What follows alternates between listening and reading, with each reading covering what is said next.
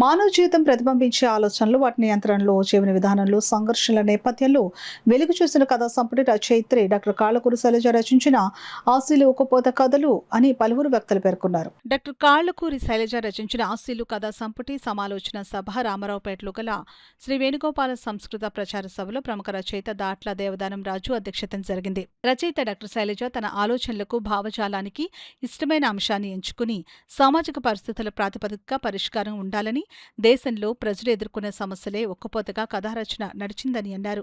వారి వృత్తిలో తారసపడే యవ్వన వయసు, విద్యా విధ దశల్లో ఎదురు చూస్తున్న ప్రేమ వంటి సమస్యల ఆధారంగా రచనలు కొనసాగించాలన్నారు. ప్రచార సభ అధ్యక్షులు జీవీకే వర్మ మాట్లాడుతూ, పెద్దల వారసత్వంగా ఈ ప్రచార సభను కొనసాగించామని, రచయిత ఎంతో బిజీగా ఉండే డాక్టర్ శైలజ రచనలు చేస్తూ ముఖ్యంగా సామాజిక అంశాల ఇతివృత్తంగా నిలువరించే రచనలు ఎంతో ప్రయోజకరంగా ఉపయోగపడుతున్నాయని అన్నారు. ప్రచార సభ ప్రధాన కార్యదర్శి పిఎస్ఎస్ కిరణ్ మాట్లాడుతూ, డాక్టర్ శైలజ వృత్తిలో నిబద్ధత, మనస్సు చూడగలిగిన గొప్ప రచయితగా ప్రశంసించారు. రాబో తరాల యువతకు ఎలా చదవాలో మార్గదర్శకత్వం గావించాలని అన్నారు. విశిష్ట అతిథి డాక్టర్ వాడ్రే వీరలక్ష్మీదేవి మాట్లాడుతూ, కథలు తొలి దశలో ఏదో ఒక కథను తీసుకుని చర్చించి మంచి కథ రాయడానికి తగిన మార్గాన్ని రూపొందించుకున్నామని, సామాజిక పరిణతులపై అధ్యయనం చేసి వాటిని కథావస్తువుగా కథలు రాయాలని అన్నారు. ఎలా వచ్చినా అభిత కథా సంపుటిగా అభినందించారు. ఆశీలు కథా సంపుటిని పరిచయం చేసిన ప్రముఖ రచయిత, విమర్శకులు అవధాన్లు మణిబాబు మాట్లాడుతూ, ఈ గ్రంథం ఆవిష్కరణకు ముందే సమీక్షా అభిప్రాయాలు వచ్చాయని అన్నారు. ఒక కథలో రచయిత ఎంచుకున్న ఇతివృత్తం, దాని ఆధారంగా కథా రచనల గురించి, ప్రతి కథలో నుండి ఆ పరిస్థితుల గురించి వివరించారు. మనిషి లోపల ఉన్న టెంపరేచర్నే ఒక్కపోతగా రచయిత డాక్టర్ కాళ్ళకూరి శైలజ పేర్కొన్నారని అన్నారు. గ్రంథ రచయిత డాక్టర్ కాళ్ళకూరి శైలజ మాట్లాడుతూ, మానవ సంబంధాలు కొనసాగించుకోవాలని అన్నారు. మాట్లాడుకోవడం, చర్చించుకోవడం ద్వారా ఉక్రోషం తగ్గించుకోవాలని అన్నారు. ఆ ఉక్రోషమే ఒక్కపోతగా పేర్కొన్నారు. కె గోపాలకృష్ణ, కుమారి తిరుమల ధరణి ఆత్మీయ ప్రసంగం గావించారు. వందన సమర్పణ గావించారు. ముందుగా చింతపల్లి సుబ్బారావు ఆహ్వానం పలకగా ఆకేళ్ల రామ్మూర్తి వందన సమర్పణ చేశారు. ఈ కార్యక్రమంలో జీవి కృష్ణరాజు, గుట్టుముక్కల వెంకట సత్య, నరసింహశాస్త్రి, డాక్టర్ కాదా వెంకటరమణ, కె గౌరీనాయుడు, మధునా పంతుల సత్యనారాయణమూర్తి, ఎస్ఎం కొంపెల్ల అద్దేపల్లి, కెఎంఎంఆర్ ప్రసాద్, గట్టి కృష్ణదేవరాయలు, మేక మన్మథరావు, డాక్టర్ శిరీష పెండ్యాల, కామేశ్వరరావు, ఇబ్రహీం, నిట్టాల ఇందిర, పిఎస్ఎస్ఆర్ కృష్ణ, మద్దాల కెవి సత్యనారాయణమూర్తి, పెద్ద సంఖ్యలో సాహిత్యవేత్తలు, నగర ప్రముఖులు పాల్గొన్నారు. డాక్టర్ కాదా వెంకటరమణ, డాక్టర్ గౌరీనాయుడు, మధునా పంతుల సత్యనారాయణమూర్తి, ప్రభు, ప్రసాద్, గట్టి కృష్ణదేవరాయలు, మేక మన్మథరావు తదితరులు పాల్గొన్నారు. ప్రతి సంవత్సరం కూడా ప్రజల్ని చైతన్యవంతం చేయడంలో ఈ ప్రచార సభ ఉన్నతమైనటువంటి ప్రామాణికంగా ఆ ఆశయాలు కొనసాగించేటటువంటి క్రమంలో భాగంగా మనం ఎన్నో కార్యక్రమాలు ఇలా నిర్వహించుకుంటూ ఈ ప్రచార సభ భావజాలాన్ని కొనసాగించేటువంటి ఈ క్రమంలో మన డాక్టర్ కాళ్ళకూరి శైలజ గారు జనవరి నెలలో నేలపాట అనేటటువంటి ఒక గ్రంథం తీసుకొచ్చి మన ప్రచార సభలోనే ప్రారంభించుకోవాలనేటటువంటి ఆశయంతో వారు కోరటం, అదేవిధంగా మన ప్రచార సభ భుజమా చేసుకుని ఆ కార్యక్రమం విజయవంతంగా నిర్వహించుకోవడం జరిగింది. దాని అనంతరం మనం కొన్ని కార్యక్రమాలు చేపట్టడం జరిగింది. ఆ కార్యక్రమాల అనంతరం ఈవేళ మరలా ఇంకొక ఆశీలు ఉక్కుపాద కథలు అనేటటువంటి ఒక కథల యొక్క సంపుట తీసుకురావడం జరిగింది డాక్టర్ శైలజ గారు. ఆ పుస్తకాన్ని ఈరోజు మనం ఆవిష్కరించుకునేటటువంటి అవకాశం మన ప్రచార సభకి కలవడం జరిగింది.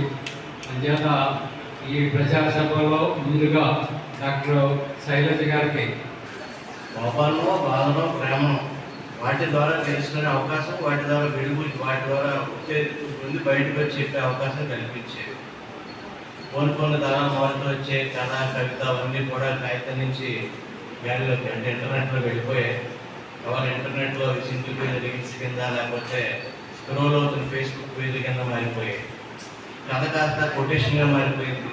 కవిత కాస్త చిన్న సింగిల్ లైన్ పాట కింద మారిపోయింది.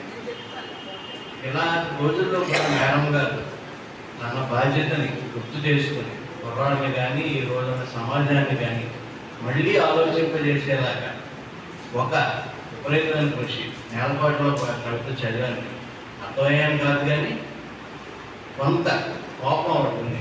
అంటూ అర్థలేదు. వీటిలో సమాజం పట్ల ఆవిడకి ఒక బాధ ఉంది, సమాజం ఎలా ఆలోచిస్తుందో ఆవిడ మనకి తెలియజెప్పడానికి వచ్చారు. ఈ రెండింటినీ బట్టి అర్థమవుతుంది ఏంటంటే సమాజంలో రచయితల్లో వైద్యులు, మాస్టర్లు అంటే గురువులు ప్రథమ పాత్రలు ఉండి సమాజాన్ని రెగ్యులర్గా అబ్జర్వ్ చేస్తున్న వాళ్ళగా వారి సమయాన్ని ఇంకా సమాజం కోసం స్పెండ్ చేసి వాటి గురించి ఏమైనా చెప్పాలి అనే కోరికని మేడం గారు లాంటి వారు వెలుగుస్తాం. ముఖ్యంగా మేడం గారు 6 నెలలు 2 బుక్లు ప్రజాసభలో నాకు సరిగ్గా కనిపించిన తర్వాత ఆవిడ కవిత్వ చదువుతూ కవిత్వ గురించి మాట్లాడేది కానీ కవి గురించి ఎక్కువ మాట్లాడలేదు. నెమ్మదిగా మా పరిచయంలో కథలు మాటలు వచ్చాయి, కథ చదవడం మొదలుపెట్టారు. గత 5-6 ఏళ్ళుగా మేము చిన్న గ్రూప్ 7 మందిలో కూర్చుని నెలకి ఒక కథా చర్చ చేసేవాళ్ళం. దాదాపు ఒక 50 కథలు మేము చదువుకోవడం అంటే అభ్యసించి వాటిని బాగా చదివి నూరి వాటి మీద మాట్లాడడం అనమాట. అందరూ చదువుకుని వచ్చి మాట్లాడడం. అలా చదివిన 50 కథలు కూడా చాలా లెక్కల్లో కథలు. ప్రపంచ రచయితలకు చెకో లాంటి రచయిత కథలు, రవీంద్రనాథ్ ఠాగూర్ లాంటి బెంగాలీ రచయిత కథలు, సరే మన తెలుగు భాషలో వచ్చినటువంటి రావిశాస్త్రి నుంచి గొప్ప గొప్ప కథలు ఒక 50 కథల మీద చదువుకుని వచ్చేవారు. అందరూ ఉద్దండులే, ఎవరి ధోరణిలో వాళ్ళు ఆ కథను విశ్లేషించేవారు. వాళ్ళ ధోరణి ఒకటే కుదిరేది కాదు. పెద్ద పెద్ద వాదనలు అయిపోయేవి, గొడవలు అయిపోయేవి 2 గంటల సేపు. తనదైన ఒక కవిత అభివ్యక్తిని సొంతం చేసుకునే కవిత్వాన్ని అధ్యయనం, అనుభవం, ఆలోచన, వాస్తవాన్ని కల్పనతో మేళవించి కథల్ని అవగాహన, విశ్లేషణ, సమీక్ష తోటి విముక్తిభవించిన కొత్తగా ప్రామాణిక ప్రసంగాల్ని నిశిత దృష్టితో, లోతైన పరిశీలనతో సాహితీ విమర్శ చేస్తూ తెలుగు సాహిత్యంలో అతి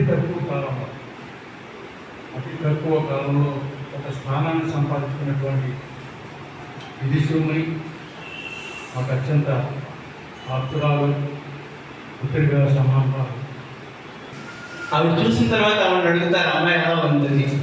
అప్పుడు ఆవిడ ఏం చెప్తుంది, అలా ఇన్ని అభిప్రాయాలు, ఇన్ని సమీక్షలు వచ్చిన తర్వాత ఈ పుస్తకం మీద మీ అందరి పెద్దల సమక్షంలో మాట్లాడడం అనేది కొంత ఛాలెంజింగ్గా ఉంది. అయితే నేను ఈ 10 కథలో ఏ ఒక్క కథ తాలూకు ఇది వృత్తాన్ని కానీ ఇది కథ అని కానీ నేను చెప్పబోవడం లేదు. ఆ కథల తాలూకు విశేషాలనే నేను చెప్తున్నాను. ముందుగా చెప్పాల్సింది ఏంటంటే 10 కథల్లో ఏ 2 ఒకేలా లేవు. అంటే విభిన్నమైన నేపథ్యాలు, విభిన్నమైనటువంటి ఇతివృత్తాలతో ఉన్నాయి. అందుకే ఈ పుస్తకం యొక్క ప్రధానమైన ఆకర్షణ ఏమిటంటే వైవిధ్యము అని నేను చెప్పబోతున్నాను. ఇక కథల్లో మొదటి కథ ఏంటంటే, ఒకవేళ మొదటిది కాకపోయినా ముందుగా చెప్పదగినటువంటి కథ ఆశీల్. ఎందుకంటే రచన పరంగా చాలా సమగ్రంగా అనిపించినటువంటి కథ. ఈ కథ శైలజ గారు రాసినందుకు ఎక్కడ మనం మెచ్చుకోవాలంటే, ఆవిడ సేఫ్గా ఆడాలని అనుకోలేదు. అంటే భారతి కాని డొమైన్లో ఆవిడ స్వయంగా వెళ్ళి, అంటే పద్మవ్యూహంలో ఆవిడగా చిక్కుకుని అది నెగ్గుకుని బయటకు వచ్చినట్టు అనిపించింది ఆ కథ చదివిన తర్వాత. కాకినాడ పట్టణం యొక్క ప్రజల యొక్క సంస్కృతిని తెలియజేస్తుంది, ఆదర్శాలను తెలియజేస్తుంది. ఇటువంటి మందిరం మిగతా పట్టణాల సంగతి ఏమో కానీ ఇక్కడ ఇటువంటి కార్యక్రమాలు చేయడానికి మరి ఒక వేదిక అనేటువంటిది ఏర్పాటైంది. ఆ వేదికకి నాంది వాచకం పలికినటువంటి ఎంతోమంది పెద్దలు, అధ్యక్షం వహించినటువంటి మా డాక్టర్ పిపిఎన్ రాజు గారు, తర్వాత మేడం చిరంజీవి కుమార్ గారు, ఇటువంటి పెద్దలు చేశారు. వారి అడుగుజాడల్లో నడిచినటువంటి మేము మమ్మల్ని తీసుకొచ్చి ఇక్కడ కూర్చోబెట్టినంత మాత్రాన దీన్ని మేము వారిలాగా నిర్వహించలేకపోయినా ఇటువంటి కార్యక్రమాలకి తప్పనిసరిగా ఈశ్వరి ప్రోత్సాహ పాండవ గారు ఎప్పుడు కూడా తోడ్పాటును అందిస్తూనే ఉంటుంది.